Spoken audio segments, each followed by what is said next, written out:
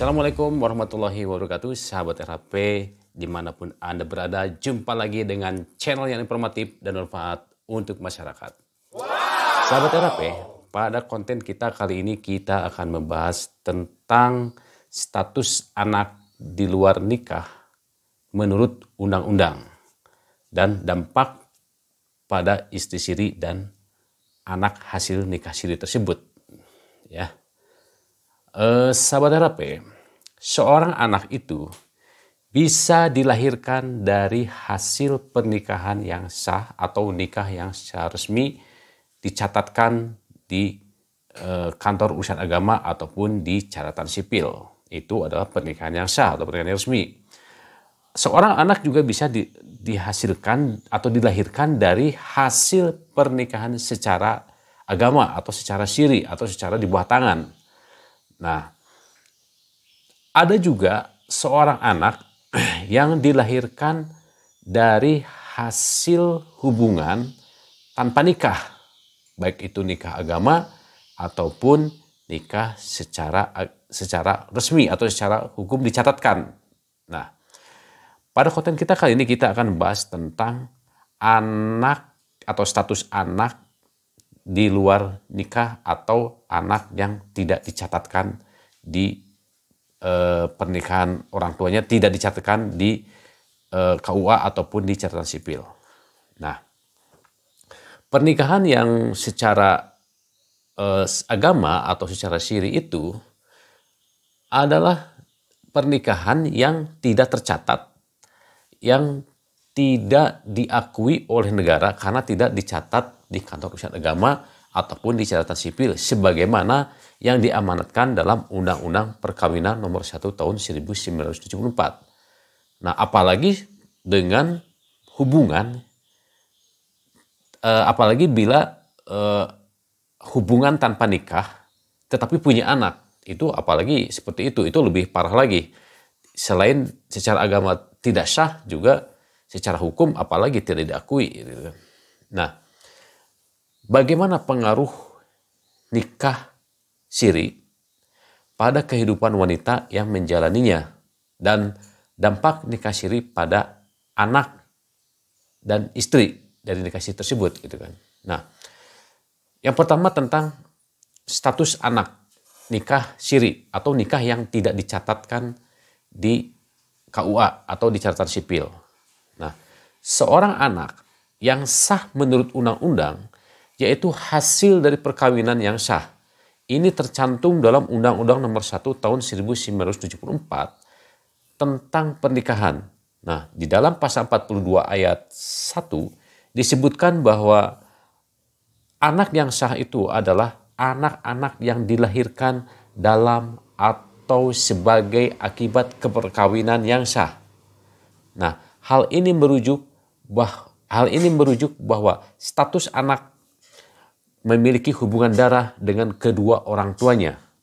Nah, dalam beberapa kasus tentang hak anak hasil nikah siri, atau saya ganti bahasanya dengan anak yang tidak dicatatkan, hasil dari pernikahan orang tua yang tidak dicatatkan, itu terdapat kesulitan-kesulitan dalam pengurusan haknya, baik itu hak hukum seperti nafkah, warisan maupun akta kelahiran. Nah, status anak dari hasil nikah yang tidak dicatatkan di dalam undang-undang sebagaimana diatur dalam undang-undang ini, karena tidak dicatat oleh negara, maka dikatakan di luar nikah. Nah, jadi bahasa di luar nikah ini bukan berarti pernikahannya itu tidak ada pernikahan secara agama. Nah, ini hanya bahasa hukum saja bahwa nikah yang tidak dicatatkan itu adalah menurut hukum sama saja dengan di luar nikah, gitu kan. Nah, kalau misalkan seorang anak yang dihasilkan dari hasil pernikahan yang tidak dicatatkan itu tidak akan mendapatkan hak yang sama dengan anak hasil pernikahan yang sah menurut aturan perundang-undangan.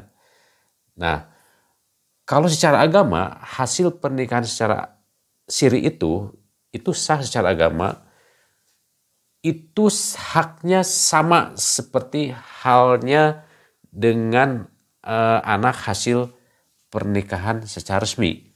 Jadi dalam agama itu, saya contohkan dalam agama Islam.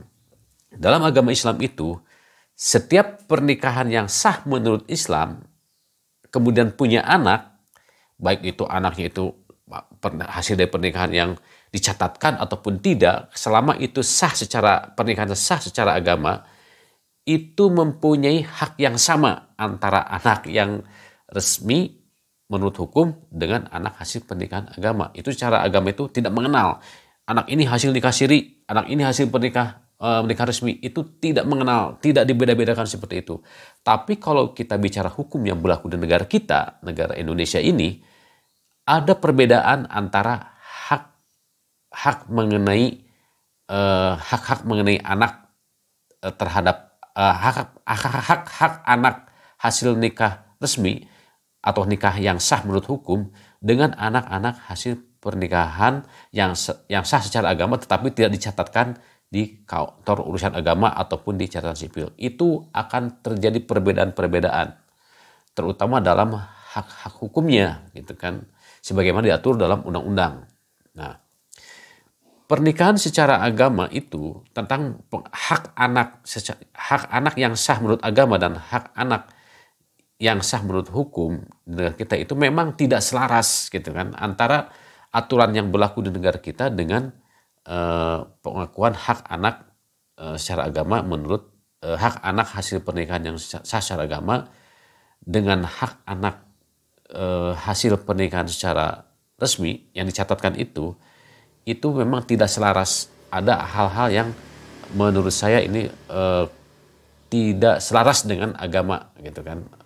Nah, karena terjadi perbedaan-perbedaan gitu kan. Nah, itu tujuannya ya kalau undang-undang itu kan dibuat oleh manusia gitu kan. Sedangkan aturan agama itu aturan yang memang sudah ditetapkan oleh Allah Subhanahu wa taala gitu kan. Nah, dalam Undang-Undang Nomor 1 tahun 1974 Pasal 43 ayat 1 disebutkan bahwa anak-anak yang dilahirkan di luar perkawinan yang sah atau perkawinan yang tidak dicatatkan hanya mempunyai hubungan perdata dengan ibunya dan keluarga ibunya, gitu kan. Nah, sehingga resiko akibat ketidaktahuan wanita terhadap hukum yang berlaku di Indonesia ini menyebabkan wanita tersebut mengalami kerugian karena akibat ketidaktahuannya memilih nikah siri gitu kan. Nah, ada juga wanita yang memilih nikah siri tetapi dia sendiri tahu tentang resiko-resikonya kalau seandainya nikah siri itu seperti apa. Nikah yang tidak dicatatkan di dalam sesuai dengan aturan undang-undang itu resikonya tahu, tapi wanita tersebut tetap melaksanakan nikah siri. Ya mungkin ada pertimbangan khusus, pertimbangan tertentu yang menyebabkan membuat dia memilih nikah secara siri atau secara agama saja tanpa dicatatkan gitu kan. Nah, itu banyak faktor-faktor penyebabnya gitu kan, sehingga wanita itu memilih untuk melakukan nikah siri walaupun dia sendiri tahu resiko-resikonya kalau di kemudian hari terjadi apa-apa gitu kan. Nah, ketika menikah siri, anak hasil dari pernikahan yang tidak dicatatkan itu, ketika orang tuanya akan membuat akta kelahiran, tentunya akan mengalami kesulitan. Dan kalaupun bisa dibuatkan akta kelahiran, maka anak tersebut dalam akta kelahirannya hanya akan tercantum nama ibunya saja. Atau dengan kata lain, ayah kandung atau ayah sirinya tersebut tidak dicantumkan dalam akta kelahiran tersebut. Sehingga konsekuensinya segala hal tentang kesejahteraan anak itu akan jadi tanggung jawab ibu yang harus memenuhi, sehingga jika ayah sirinya atau ayah kandung dari hasil pernikahan yang tidak dicatatkan itu mempunyai harta yang melimpah tetapi tiba-tiba meninggal. Nah, meninggal secara mendadak gitu kan. Nah, secara hukum anaknya tidak berhak anaknya ini adalah anak hasil pernikahan yang tidak dicatatkan itu secara hukum tidak berhak mendapatkan warisan, ya, karena tidak tercatat secara hukum negara. Nah, karena statusnya itu tadi bahwa anak itu menjadi anak ibunya statusnya. Nah, itu jika dilihat dari hukum atau undang-undang, ya, seperti itu. Nah, bagaimana dengan istri atau wanita, apakah bisa mendapatkan haknya karena nikahnya tidak dicatatkan, gitu kan? Nah, jika pernikahannya itu tidak tercatat di KUA ataupun catatan sipil, maka tidak terdaftar secara negara dan otomatis pihak wanita tidak mendapatkan kesejahteraannya.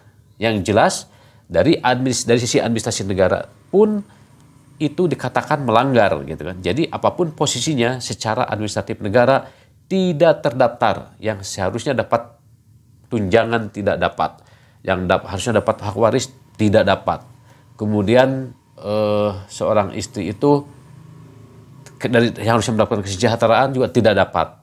Nah, itu kalau bicara dari sisi aturan-aturan hukum. Tapi kalau bicara dari sisi agama, secara agama kalau selama itu pernikahan yang sah, nah si suami itu harus berkewajiban melaksanakan kewajibannya sebagai seorang suami. Karena dalam agama pun apabila seorang suami tidak melaksanakan kewajiban memberi nafkah kepada istri, tidak memberikan kesejahteraan kepada istri segala macam, itu akan mendapatkan konsekuensi nanti. Itu akan menjadi sebuah catatan amal baik dan amal buruk nanti di akhirat nanti, gitu kan. Nah, kemudian bagaimana dari sisi sosiologis dan psikologis pada anak hasil dari pernikahan yang tidak dicatatkan tersebut, gitu kan. Nah, bahwa pernikahan yang paling baik ini yang mayoritas masyarakat kita sekarang itu punya pemikiran dan meyakini bahwa pernikahan yang paling baik adalah pernikahan yang dicatatkan atau bahasa masyarakatnya nikah resmi, gitu kan. Nah, maka dia seorang wanita secara sosiologis dan psikologis merasa bahwa dirinya tidak menikah secara resmi. Nah, ini akan berdampak pada dirinya secara tidak langsung. Dampak secara sosiologisnya, masyarakat dia sendiri merasa bahwa saya ini bukan istri resmi, saya ini bukan istri yang sah menurut undang-undang. Dampak itu akan terus melekat kepada si wanita yang dinikahi secara siri tersebut. Nah, kemudian apa efek psikologis nikah siri atau nikah yang tidak dicatatkan itu yang dilakukan oleh orang tua ini? Apakah bisa mempengaruhi kehidupan anak atau perkembangan anak? Nah, kalau kita lihat kasus-kasus, saya ambil contoh kasus-kasus yang terjadi di UPTP 2TP2 Kota Bandung misalkan.